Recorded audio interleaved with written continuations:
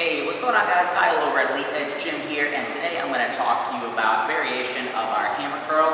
This is going to be a kettlebell hammer curl, so it's going to be done with a pair of kettlebells. Now, disclaimer for you before we begin this video, doing this exercise with a pair of kettlebells is a more advanced option. So some of your novice level clients might not be able to perform this exercise correctly with a pair of kettlebells. If that's the case, they're going to want to use a pair of dumbbells instead. So if you're having trouble coaching somebody on it, instead of continuing to coach them on it, if the weight's too heavy, have them switch to a pair of dumbbells. Now, with a kettlebell hammer curl, when we use that exercise, what that essentially means is that they're going to be doing both arms at the same time. Now, as you notice, with my kettlebells, I'm holding my kettlebells in neutral position with my hands, and I'm going to hold the end of the handles on this exercise. Now, as I perform my hammer curl, I'm going to take those kettlebells straight up, bring my elbows forward, squeeze those handles tight the entire time, and then come back down.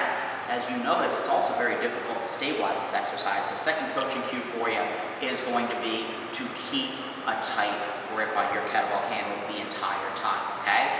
Just to show you from the side, elbows come forward, just like with our regular hammer curls, emphasize the bicep on the way down, right, like that.